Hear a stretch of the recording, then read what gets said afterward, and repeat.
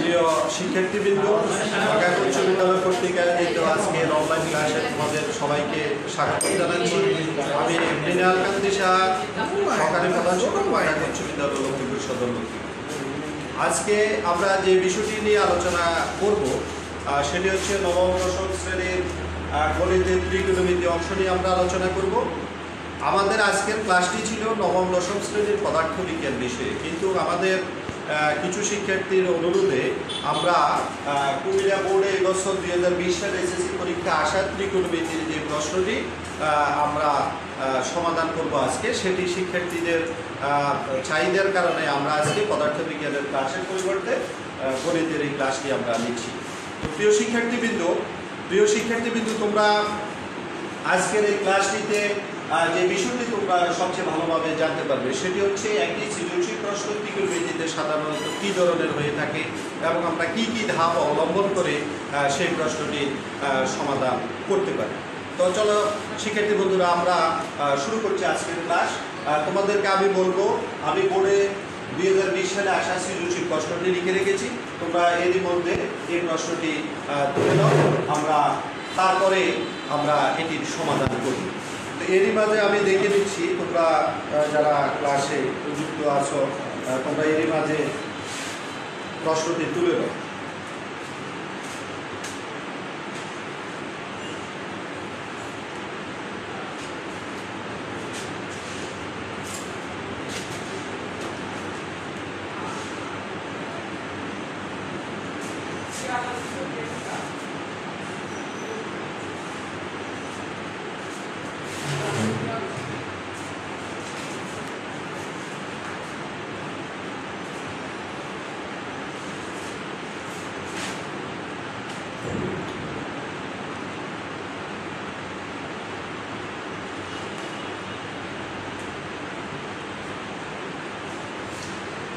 শিক্ষার্থী বন্ধুরা, আমরা প্রথম প্রশ্নটি সমাধান করছি। প্রথম প্রশ্নটি হলো sin a = যদি 4/5 হলে tan এর মান কত? হ্যাঁ, আমরা এই প্রশ্নটি সলিউশন করব। লক্ষ্য করো, আমরা যদি প্রথম প্রশ্ন ক নাম্বারটি সলিউশন করি, তাহলে আমরা লিখব, দেওয়া আছে sin a = 4/5। তাহলে আমাদেরকে tan এর মান নির্ণয় করতে হবে। তাহলে আমরা ত্রিকোণমিতির যে অতিভুজ অর্থাৎ সমকোণী ত্রিভুজটি আছে সেটি আমরা একটু অঙ্কন করি। আমরা নাম দিব ABC। এখানে বিকোণটা হচ্ছে সমকোণ, এখন আমরা জানি যে সাইনের সূত্র হলো sin θ = লম্ব/অতিভুজ। তো এখানে আমরা জানি, যদি আমরা একটু নামটা চেঞ্জ করে দিই, যেহেতু এখানে a আছে, আমরা এখানে a দিলাম আর এখানে c দিলাম। হ্যাঁ, এখানে যদি a না থাকি b থাকতো, আমরা এই যে কোণটাকে আমরা সূক্ষ্মকোণ বিবেচনা করব, সেখানে আমরা a থাকলে a লিখবো, b থাকলে b লিখবো, c থাকলে c লিখবো, যাই থাকে আমরা তাই লিখবো। তাহলে প্রশ্ন হচ্ছে, তোমরা জানো এটা হচ্ছে লম্ব, এটা হচ্ছে ভূমি, আর এসিটা হচ্ছে অতিভুজ। তাহলে আমরা sin θ সূত্র জানি, sin θ হচ্ছে লম্ব/অতিভুজ। তাহলে লম্ব হচ্ছে 4 আর অতিভুজ হচ্ছে 5। ঠিক আছে, তাহলে আমরা এই জায়গা থেকে আমরা লিখতে পারি যে এর দুটো বাহুর যেহেতু মান আমরা জানি, আমরা বাকি যে এবি বাহুটা আছে সেই বাহুটার মানটা আমরা নির্ণয় করতে পারি। তো আমরা এখানে লিখব ত্রিভুজ ABC এ AC সমান 5 এবং BC সমান 4। তাহলে আমরা কিসের মান নির্ণয় করব? এবির মানটা আমরা নির্ণয় করব। তাহলে আমরা পিথাগোরাসের উপপাদ্য অনুসারে জানি যে AC² = AB² + BC²। তাহলে আমরা সূত্রটা কি জানি, যে সমকোণী ত্রিভুজে অতিভুজের উপর বর্গ অপর দুই বাহুর উপর বর্গের সমষ্টি সমান। যেহেতু আমাদের অতিভুজটা হচ্ছে বড় বাহু AC, তাহলে আমরা লিখলাম AC² = অপর দুই বাহু, একটা হচ্ছে AB আর একটা হচ্ছে BC। তো আমরা লিখলাম AB² + BC²। এখন আমরা মানগুলো বসিয়ে দিই। বা এসির মান আমরা পাচ্ছি 5 এর উপর স্কোয়ার ইকুয়াল এবির মানটা আমাদের নেই, আমরা এবিটা যেভাবে আছে রাখবো। বিসির মানটা আমাদের 4, আমরা 4 লিখলাম, তারপর স্কোয়ার। তো এখানে দেখো 5 এর উপর স্কোয়ার মানে হচ্ছে 25, 5 5 25, তারপরে হচ্ছে এবি স্কোয়ার যেভাবে আছে থাকবে, আর 4 স্কোয়ার মানে হচ্ছে 4 16। এখন আমরা যে কাজটি করব সেটা হচ্ছে পক্ষান্তর করব। লাস্ট 16কে আমরা বাম দিকে নিয়ে আসবো। তোমরা নিশ্চয়ই জানো যে পক্ষান্তরে চিহ্ন পরিবর্তন হয়, সেই জন্য আমরা এখানে লিখবো 25 প্লাস 16, বাম পাশে চলে আসলে হবে -16 ইকুয়াল টু ab স্কয়ার। এরপরে আমরা 25 থেকে 16 বিয়োগ করলে আমরা জানি কত হয় 9 ইকুয়াল টু ab স্কয়ার। এখন আমরা লিখবো ab স্কয়ার ইকুয়াল টু 9। হ্যাঁ, তাহলে ab স্কয়ার ইকুয়াল টু যদি 9 হয়, 9 কে আমরা লিখতে পারি 3 স্কয়ার। এখন আমরা জানি ভিত্তি যখন সমান হয়, ভিত্তি যখন সমান হয় তখন সূচক সমান হয়, আবার সূচক যখন সমান হয় তাহলে ভিত্তি সমান হয়। তাহলে যেহেতু দুটো পাওয়ারে সমান, সেহেতু আমরা লিখতে পারি ab সমান 3। তাহলে আমরা এই ab এর মানটা পেয়ে গেলাম। কত পেলাম? 3 পেলাম। ঠিক আছে, তো আমরা এখন বের করতে হবে আমাদেরকে 10 এর মানটা। তা আমরা লিখবো তাহলে 10 এর সমান, 10 এর সূত্রটা কি শিক্ষার্থী বন্ধুরা বলতে পারো? tan থিটার সূত্র হলো sin থিটার সূত্র হলো লম্ব বাই অতিভুজ, cos থিটার সূত্র হলো ভূমি বাই অতিভুজ, tan থিটার সূত্র হলো লম্ব বাই ভূমি। এখন এই লম্ব হচ্ছে আমাদের BC আর ভূমি হচ্ছে AB, তাহলে আমরা লিখব BC বাই AB। তাহলে BC এর মানটা আমরা কত জানি? BC এর মানটা হচ্ছে 4 আর AB এর মানটা আমরা জানি 3। তাহলে আমরা ফাইনালি 10 এর মানটা পেলাম 4/3। এটি হচ্ছে আমাদের এই কলম প্রশ্নের সমাধান। এখানে যেটি তোমাকে ভালোভাবে জানতে হবে সেটি হচ্ছে সমকোণী ত্রিভুজের পিথাগোরাসের উপপাদ্য। আরেকটি যেটি তোমাদেরকে জানতে হবে সেটি হলো আমি যে তিনটি কথা বললাম, যে sin থিটার সূত্র হলো লম্ব বাই অতিভুজ, tan থিটার সূত্র হলো cos থিটার সূত্র হলো ভূমি বাই অতিভুজ, আর tan থিটার সূত্র হলো লম্ব বাই ভূমি। এই বিষয়গুলো যখন তুমি জানবে তখন এই ধরনের ত্রিকোণমিতিতে যে প্রশ্নটি আসে মান নির্ণয়ের সবগুলো অঙ্কে তুমি করতে পারবে। তাহলে আমাদেরকে গুরুত্বপূর্ণভাবে যে বিষয়টা এখানে শিখতে হবে সেটি হচ্ছে তিনটে ত্রিকোণমিতি অনুপাতের সম্পর্ক শিখতে হবে, তার পাশাপাশি পিথাগোরাসের উপপাদ্যটি আমাদেরকে জানতে হবে। তাহলে আমি আশা করি প্রিয় শিক্ষার্থীরা তোমরা এটি ভালোভাবে বুঝতে পেরেছো। এখন আসা যাক আমরা দ্বিতীয় প্রশ্নটি সমাধান করার চেষ্টা করি। ঠিক আছে শিক্ষার্থী বন্ধুরা, আমরা দ্বিতীয় প্রশ্নটি কোন অঙ্কটি আমরা একটু দেখি যে এখানে আমাদেরকে কি নির্ণয় করতে হবে বা কি বের করতে হবে অথবা প্রমাণ করতে হবে। তোমরা একটু লক্ষ্য করো, সলিউশন ঘনকের মধ্যে আমাদেরকে যেটি বলা হয়েছে সেটি হলো প্রমাণ করো যে a plus 1/b minus 1 equal to 1 plus sin theta by cos theta.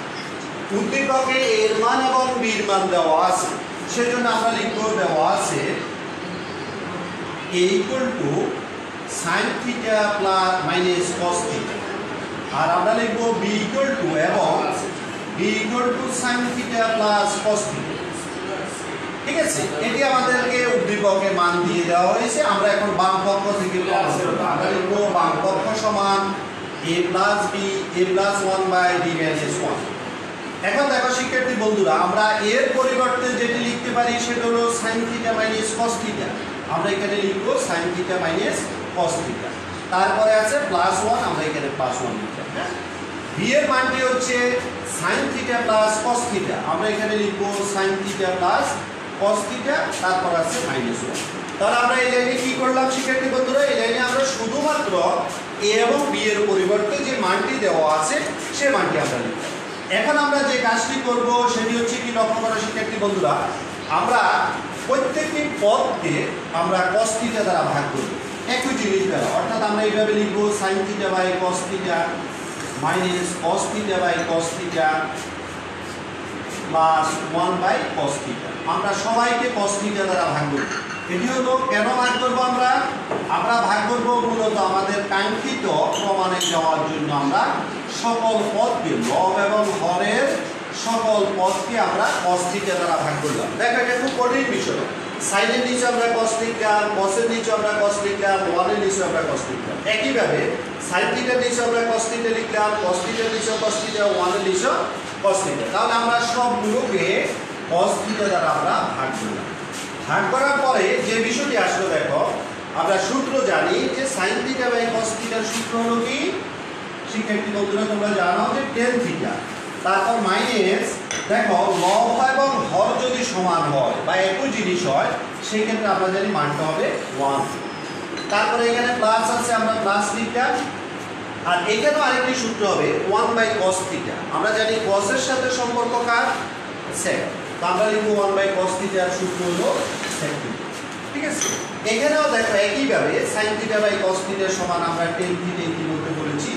তারপরে আছে প্লাস, লব এবং হর একই হওয়ার কারণে এখানে মানটা হবে 1, আর মাইনাস 1/cos θ ঠিক উপরটার মতো নেই, এটার সূত্র হবে sec θ। ঠিক আছে, এখন আমরা যে কাজটি করব আমরা একটু সাজিয়ে নিই। এখানে আছে tan θ sec θ কে আমরা একসাথে লিখলাম tan θ প্লাস sec θ, এটাকে আমরা এক ব্র্যাকেটে লিখলাম। এরপর এখানে আছে মাইনাস, কিন্তু 1 এর পরিবর্তে আমরা অনেক কিছু লিখতে পারি, কিন্তু আমাদের এখানে যেটি প্রয়োজন আমরা সেটি লিখব। যেমন 1 এর পরিবর্তে আমি লিখতে পারি sin square θ plus cos square θ। 1 এর পরিবর্তে আমি লিখতে পারি sec square θ minus tan square θ। আবার 1 এর পরিবর্তে আমি লিখতে পারি cosec square θ minus cot square θ। কিন্তু আমার মানটি যেহেতু tan এবং sec এ আছে, আমার যে লাইনটি আছে বা যে সমস্যাটি আছে সেখানে tan এবং sec এ আছে, এই জন্য আমি 1 এর পরিবর্তে লিখব sec square θ minus tan square θ। কিন্তু আমি ইচ্ছা করলে 1 এর মানটা কিন্তু sin square θ plus cos square θ হয়, কিন্তু এখানে sin এবং cos এ না থাকার কারণে আমরা সেটি লিখি। তারপরে এখানে যা আছে আমরা তাই লিখলাম tan θ প্লাস 1 মাইনাস sec θ, এটির কোনো পরিবর্তন হবে না। এখন দেখো শিক্ষার্থী বন্ধুরা, আমরা প্রথমে যা আছে আমরা তাই লিখলাম।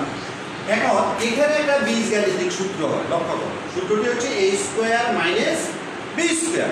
a স্কয়ার মাইনাস b স্কয়ারের সূত্র তোমরা নিশ্চয়ই জানো যে a plus b into a minus b। তাহলে আমরা লিখবো এটা হচ্ছে আমাদের sec θ আর b টা হচ্ছে tan θ।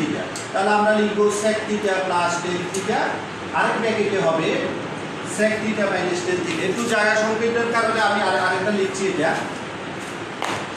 আমি একটু ছোট করে লিখছি যাতে পুরোটা লেখা যায়। এখানে আমরা লিখব tan θ প্লাস sec θ মাইনাস, এখানে হবে a plus b into a minus b, sec θ plus tan θ, আরেক ব্র্যাকেটে হবে sec θ মাইনাস tan θ। তাহলে সূত্রটা কি শিক্ষার্থী বন্ধুরা? a square minus b square. a square minus b স্কয়ারের সূত্র তো আমরা জানি, এই যে a স্কয়ার মাইনাস b স্কয়ারের সূত্র হচ্ছে a plus b into a minus b। তাহলে আমরা কি লিখবো? আমাদের এটা হচ্ছে sec θ আর b টা হচ্ছে tan θ। তাহলে আমরা লিখবো sec θ প্লাস tan θ, আরেক ব্র্যাকেটে হবে sec θ মাইনাস tan θ। হরের কোনো পরিবর্তন হবে না, যা আছে অ্যাজ ইট ইজ বসে যাবে, এটির কোনো পরিবর্তন হবে না, এটির কোনো কাজ নেই। আমরা যেভাবে উপরের লাইনে আছে নিচের লাইনে আমরা সেটি লিখব। এখন দেখো শিক্ষার্থী বন্ধুরা, এখানে একটি সুন্দর একটা জিনিস, আমি হরটা আবার লিখে ফেলি, হরটা যেভাবে আছে সেভাবে থাকবে। আমি একটা জিনিস তোমাদেরকে দেখাচ্ছি, এই যে বন্ধনীগুলো আছে এটা একটা পদ, এই পুরোটা আরেকটা পদ।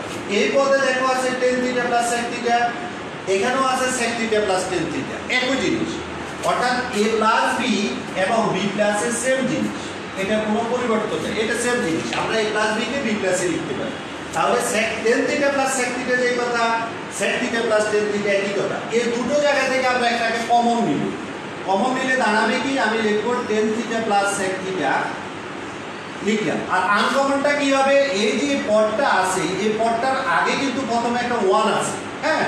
তো আমরা এখানে লিখব 1, তারপরে এই মাইনাস চিহ্ন আমরা লিখলাম।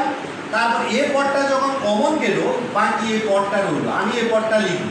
কিন্তু এখানে তোমাদেরকে একটি সতর্কতার সাথে লিখতে হবে, একটি বিষয় খুব খেয়াল রাখতে হবে। এই চিহ্নটা মাইনাস থাকার কারণে তুমি এই পদটা যখনই লিখবে তখন তার চিহ্নগুলো অবশ্যই পরিবর্তন করতে হবে। যদি এটা মাইনাস না হয়ে প্লাস হতো তাহলে আমরা এটা যেভাবে আছে বসায় দিতে পারতাম, কিন্তু যখন এটা মাইনাস চিহ্ন আছে তোমাকে একটা বিষয় সতর্কতা অবলম্বন করতে হবে, সেটি হচ্ছে এর যে চিহ্নগুলো আছে সেগুলোকে অবশ্যই পরিবর্তন করতে হবে, না হলে ভুল হবে। কিভাবে পরিবর্তন হবে দেখো, এটা প্লাস sec θ আছে, এটা হবে মাইনাস sec θ, আর এটা আছে মাইনাস tan θ, এটা হবে প্লাস tan θ। এটা তোমরা সব জায়গায় সবসময় মনে রাখবে, যখনই কোনো মাইনাস চিহ্ন থাকবে তখন সেই জায়গায় চিহ্ন পরিবর্তন হবে। এই জন্য প্লাস sec θ হয়েছে মাইনাস sec θ, মাইনাস tan θ হয়েছে প্লাস tan θ। এখন দেখো এই যে 1 মাইনাস sec θ প্লাস tan θ, এখানেও দেখো 1 মাইনাস sec θ প্লাস tan θ, ওই একই জিনিস, a plus b b plus এর মতো। এই দুটো জিনিস সমান হওয়ার কারণে আমরা এই দুটোকে কেটে দিতে পারি, লব হরে আমরা সমান জিনিস থাকার কারণে কেটে দিতে পারি। কেটে দিলে আমাদের বাকি রইল tan θ প্লাস sec θ। ঠিক আছে, এখন আমরা এটাকে আরেকটু সরল করতে হবে, সেটি কি দেখো শিক্ষার্থী বন্ধুরা, আমি এটি মুছে ফেলি। এটি আমাদের যেহেতু কাজ শেষ, এটি আমি এতটুকু পর্যন্ত মুছে ফেলি। এখানে দেখো আমরা যে কাজটি করব সেটা হচ্ছে টেন থিটার একটা সূত্র আছে। আমরা ওই যে কিছুক্ষণ আগে sine theta by cos theta, এটাকে আমরা লিখলাম টেন থিটা। এখন আমরা উল্টো লিখবো, টেন থিটার জায়গায় আমরা লিখবো sine theta by cos theta. তারপর এখানে আছে প্লাস, এই যে দেখো কিছুক্ষণ আগে আমরা 1 বাই cos থিটার জায়গায় লিখেছি sec থিটা, এখন sec থিটার জায়গায় লিখব 1 বাই cos থিটা। এখন আমরা লসাগু করব, যেহেতু লসাগু হরে দুটো জিনিস সেম জিনিস, এই জন্য একই জিনিস লসাগু হবে cos থিটা। তাহলে cos থিটা যখন মিলে যায় তখন লব যেভাবে আছে সেভাবে হবে, sin থিটা হবে প্লাস cos থিটা মিলে গেল, উপরে আছে 1। তাহলে দেখো শিক্ষার্থী বন্ধুরা, এটিকে আমরা সাজিয়ে লিখতে পারি, এইভাবে সাজাতে পারি। ওই যে আমি কিছুক্ষণ আগে বললাম a প্লাস b কে আমরা b প্লাসে লিখতে পারি, তাহলে sin থিটা প্লাস 1 কে আমরা লিখতে পারি 1 প্লাস sin থিটা। এটি আমাদের ডান পক্ষ, এটি মূলত আমাদের ডান পক্ষ। এই দেখো আমাদেরকে যেটি প্রমাণ করতে বলেছে ডান পক্ষে আছে 1 plus sin theta by cos theta. দেখো আমরা পেয়ে গেছি 1 plus sin theta by cos theta. আমরা এখানে লিখব ডান পক্ষ, হ্যাঁ, প্রমাণিত, এটি আমাদের প্রমাণ হয়ে গেল। তাহলে শিক্ষার্থী বন্ধুরা তোমরা একটু লক্ষ্য করো, আমি তোমাদেরকে মূল বিষয়গুলো আরেকবার একটু বুঝিয়ে দিচ্ছি। আমরা মূলত প্রথমে যে বাম পক্ষটা দেওয়া আছে সেখানে a এবং b এর মানটা বসাবো, বসিয়ে আমরা প্রত্যেকটা পদকে আমরা cos থিটা দ্বারা ভাগ করব। ভাগ করার পর আমরা সূত্র প্রয়োগ করব। এখানে আমরা 1 এর পরিবর্তে sec square theta minus tan square theta এই সূত্রটা লিখব, কারণ হচ্ছে যেহেতু পুরো রাশিটি tan এবং sec এ দেওয়া আছে, এই জন্য আমরা লিখব sec square theta minus tan square theta. এখানে আমরা a স্কয়ার মাইনাস b স্কয়ারের সূত্র লিখব, plus b into a minus b। তারপরে আমরা কমন নিব, কমন নেওয়ার পরে অবশিষ্ট অংশটা আমরা এখানে লিখব। লিখার ক্ষেত্রে এখানে মাইনাস থাকার কারণে এই চিহ্ন দুটোকে তোমার পরিবর্তন করে দিতে হবে, এটি খেয়াল রাখতে হবে। লব এবং হর সমান হলে সেখানে কাটা যায়, কাটা যাওয়ার পর যেটি রইল সেটিকে আবার সাইন এবং কসে নিয়ে যেতে হবে, নিয়ে যাওয়ার পর আমাদেরকে লসাগু করতে হবে। দুটো জিনিস হর যখন সমান হয় তখন লসাগু একটাই হবে, তারপর হর দ্বারা ভাগ লব দ্বারা গুণ, এই পদ্ধতি অবলম্বন করে আমরা প্রমাণটা পেয়ে গেলাম।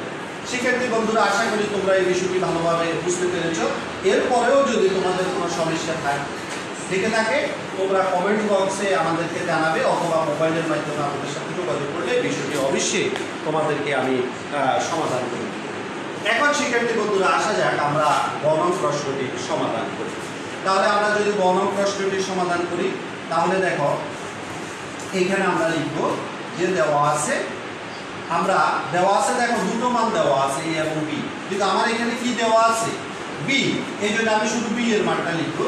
দেওয়া আছে b equal to sin theta plus cos theta. আরেকটা মান দেওয়া আছে b ইকুয়াল টু √2, আমি লিখব এবং b ইকুয়াল টু √2। এই দুটো মান আমাদের দেওয়া আছে, আমাদেরকে থিটা এর মান নির্ণয় করতে হবে, যেখানে থিটাটা হচ্ছে সূচক। তা আমরা কিভাবে নির্ণয় করব দেখো, আমি তোমাদেরকে আগে ক্লাসে বলেছি a ইকুয়াল টু যদি 2 b ইকুয়াল টু যদি 2 হয় তার অর্থ হচ্ছে a ইকুয়াল টু b, এর মানও 2 b এর মানও 2, তার অর্থ হচ্ছে a এবং b সমান। এখন দেখো b এর মান হচ্ছে sin theta plus cos theta, আবার b এর মান হচ্ছে √2, তাহলে আমরা অতএব লিখতে পারি sin theta plus cos theta equal to √2, অর্থাৎ এই দুটো জিনিস সমান। এখন আমরা এটিকে সমাধান করার জন্য যে কাজটি করব সেটি হচ্ছে আমরা লিখব sin theta equal to √2 plus cos থিটাকে আমরা ডান দিকে নিয়ে গেলে হবে মাইনাস cos থিটা। এবার আসো আমরা উভয় পক্ষে বর্গ করি, sin থিটা হোল স্কয়ার আর এখানে হবে √2 minus cos theta whole square. আমরা উভয় পক্ষে কি করলাম, বর্গ করলাম। বর্গ করার পর দেখো sin থিটা হোল স্কয়ার এটা হবে sin স্কয়ার থিটা, আর এখানে দাঁড়াবে a মাইনাস b হোল স্কয়ারের সূত্র। a মাইনাস b হোল স্কয়ারের সূত্র আমরা জানি a square minus 2ab plus b square. এখন তোমরা লক্ষ্য করো এখানে আমরা এটাকে লিখেছি, যখনই আমি a বলেছি তখন আমি √2 লিখেছি, যখন আমি b বলেছি তখন আমি cos থিটা লিখেছি। তাহলে a square minus 2ab plus b square এটি আমি লিখলাম। এখন দেখো আমরা জানি sin স্কয়ার থিটার সূত্র একটা হচ্ছে 1 মাইনাস cos স্কয়ার থিটা, আমরা সেই সূত্রটি লিখলাম। তারপরে স্কয়ারের রুটে বাদ হয়ে গেলে এখানে 2 থাকে, এখানে হলো মাইনাস 2√2 cos থিটা, আর এখানে আছে আরো cos স্কয়ার থিটা, আমরা সেটি লিখলাম। এখন দেখো শিক্ষার্থী বন্ধুরা, আমরা যে কাজটি করব সেটি হচ্ছে আমরা সবগুলোকে পক্ষান্তর করে বাম পাশে নিয়ে আসবো। তাহলে কি দাঁড়া লক্ষ্য করো, এখানে আছে 1 মাইনাস cos স্কয়ার থিটা, এটি যেভাবে আছে এইভাবে থাকবে। তারপরে প্লাস 2 বাম দিকে আসলে হবে -2, -2 রুট 2 cos থিটা, এদিকে আসলে হবে +2 রুট 2 cos থিটা। তারপরে প্লাস cos স্কয়ার থিটা বাম দিকে আসলে হবে cos স্কয়ার থিটা। ডান পাশে কিছু থাকলো না, মানে শূন্য থাকবে। তাহলে আমরা কি করলাম, পক্ষান্তর করলাম। আর পক্ষান্তরের নিয়ম হচ্ছে চিহ্ন পরিবর্তন হবে, প্লাস থাকলে মাইনাস হবে, মাইনাস থাকলে প্লাস হবে। এখন দেখো এটা -2 cos স্কয়ার থিটা, এটা cos স্কয়ার থিটা, তাহলে কয়টা হলো, দুইটা, -2 cos স্কয়ার থিটা। তারপরে আছে এটা লিখলাম -2 root 2 cos +2 root 2 cos theta, আর -2 প্লাস 1, -2 প্লাস 1, 2 থেকে 1 বিয়োগ করলে 1, যেহেতু মাইনাসের চিহ্নটা বড় এজন্য হবে -1। এখন দেখো আমরা শুরুতে মাইনাস থাকার কারণে আমরা একটা কাজ করতে পারি, সবাইকে মাইনাস দ্বারা গুণ করতে পারি। মাইনাস দ্বারা গুণ করলে মাইনাসেরটা হবে প্লাস আর প্লাসেরটা হবে মাইনাস। এটি হচ্ছে নিয়ম। অর্থাৎ তুমি যখন কোনো কিছুকে মাইনাস চিহ্ন দ্বারা গুণ করবে তখন চিহ্নগুলো পরিবর্তন হবে, অর্থাৎ যেটি মাইনাস থাকবে সেটি প্লাস হবে, আর যেটা প্লাস থাকবে সেটি মাইনাস হবে। তাহলে এই -2 cos স্কয়ার থিটা প্লাস হয়ে গেল, প্লাস এটা মাইনাস হয়ে গেল, আর -1 প্লাস হয়ে গেল। ঠিক আছে, এভাবে। এখন আমরা একটি সূত্র প্রয়োগ করতে পারি। দেখো আমরা 2 কে লিখতে পারি √2 cos থিটা হোল স্কয়ার। কিভাবে পারি দেখো, স্কয়ার আর রুটে যখন বাদ হয়ে যাবে তখন এখানে 2 থাকবে, আর cos থিটা হোল স্কয়ার মানে হচ্ছে cos স্কয়ার থিটা, আর শেষে যে 1 আছে 1 কে আমরা লিখতে পারি 1 স্কয়ার। তাহলে আমি a স্কয়ার আর b স্কয়ার পেলাম। মাঝখানে আমি যেটি বানাবো সেটা হচ্ছে 2ab। a মানে হচ্ছে √2 cos থিটা আর b মানে হচ্ছে 1। অর্থাৎ আমি এখানে যেটি চেষ্টা করছিলাম সেটি হচ্ছে আমি একটি সূত্র তৈরি করতে চাচ্ছি, সেটি হলো a square -2ab plus b square. এটি কিসের সূত্র শিক্ষার্থী বন্ধুরা বলো তো? এটি হচ্ছে a - b হোল স্কয়ারের সূত্র। a হচ্ছে √2 cos থিটা, -b হচ্ছে 1, তার উপরে হোল স্কয়ার। এখন দেখো একটি নিয়ম আছে, একটি সূত্র আছে যেটি তোমরা ইতিমধ্যে জানো, যে সূত্রটি হচ্ছে এরকম, a স্কয়ার যদি 0 হয় তাহলে a 0 হবে। সে অনুযায়ী আমরা এটার হোল স্কয়ার সমান যদি 0 হয় তাহলে আমরা লিখতে পারি √2 cos থিটা -1 সমান 0, এই সূত্রের আলো। ঠিক আছে, এখন আমরা যে কাজটি করব সেটা হচ্ছে √2 cos থিটা -1 ডান দিকে আসলে হবে +1। এখন আমরা লিখব cos থিটা = 1/√2 এটা এখানে আসলে ডান পাশে আসলে ভাগ হবে, হরে হবে। এখন বলো তো শিক্ষার্থী বন্ধুরা, আমি এটা মুছে ফেলি, এখানে একটু লিখি। এখন বলো তো তোমরা যে cos কত ডিগ্রির মান 1/√2 বলতে পারো শিক্ষার্থী বন্ধুরা? হ্যাঁ, cos 45 ডিগ্রির মান হচ্ছে 1/√2। তাহলে আমরা থিটার মানটা কত বলতে পারি? এই যে থিটার মানটা, সুতরাং থিটা = 45 ডিগ্রি। সুতরাং নির্ণয় সমাধান থিটা = 45 ডিগ্রি। আমাদের উত্তরটা হয়ে গেছে। আমরা জানি যে 45 ডিগ্রি হচ্ছে একটি সূক্ষ্মকোণ। তাহলে শিক্ষার্থী বন্ধুরা, এই জায়গা যেটি তোমাদেরকে ভালোভাবে মনে রাখতে হবে সেটি হচ্ছে তোমাদেরকে এখানে একটি বীজগণিতের সূত্র প্রয়োগ করা হয়েছে, সেটা হচ্ছে a square - 2ab + b square. আরেকটি হচ্ছে আমরা এখানে পক্ষান্তর করলাম, আরেকটি হচ্ছে আবারও আমরা a স্কয়ার - 2ab + b স্কয়ারের একটি সূত্র তৈরি করলাম। আর সর্বশেষ আমাকে এটি জানতে হবে যে 1/√2টা হচ্ছে cos 45 ডিগ্রির মান। এই বিষয়গুলো যদি আমরা ভালোভাবে জানি বা আয়ত্ত করতে পারি তাহলে আমরা এই ধরনের সমস্যার সমাধান আমরা সহজে নির্ণয় করতে পারব। তাহলে শিক্ষার্থী বন্ধুরা, আশা করি আমরা যেটি আশা করছি সেটি হচ্ছে এই জাতীয় সৃজনশীল প্রশ্ন যখন আসবে তখন তোমরা নিশ্চয়ই এগুলো ভালোভাবে অ্যান্সার করতে পারবে, এবং তোমরা এই চ্যাপ্টারটি খুব ভালো করে করবে। এই জন্য তোমরা ভালো করে করবে, এই চ্যাপ্টারটি থেকে সাধারণত একটি সৃজনশীল প্রশ্ন থাকে এবং প্রশ্নগুলোর ম্যাক্সিমাম কাঠামোগুলো সাধারণত এই ধরনের হয়ে থাকে। তোমরা বইতে যে ধরনের গাণিতিক সমস্যার সমাধান করো সেগুলোর একটু ব্যতিক্রম প্রকাশের মাধ্যমে মূলত এটি করে থাকে। তোমরা শুধু মান বসিয়ে কিছু পক্ষান্তর করে তোমরা যখন এটিকে তুমি যেইভাবে বইয়ে করেছো সেরকম একটা ফরম্যাটে নিয়ে দাঁড় করাতে পারবে, তখন তুমি সহজে তোমার পরিচিত রাস্তায় চলে আসবে এবং তুমি সেটিকে খুব সহজে সমাধান করতে পারবে। তাহলে শিক্ষার্থী বন্ধুরা, আজকে এতটুকু পর্যন্ত রাখবো। আগামী ক্লাসে আবারও তোমাদের সাথে তোমাদের পরামর্শক্রমে তোমাদের সমস্যাগুলো নিয়ে আমি উপস্থিত হওয়ার চেষ্টা করব।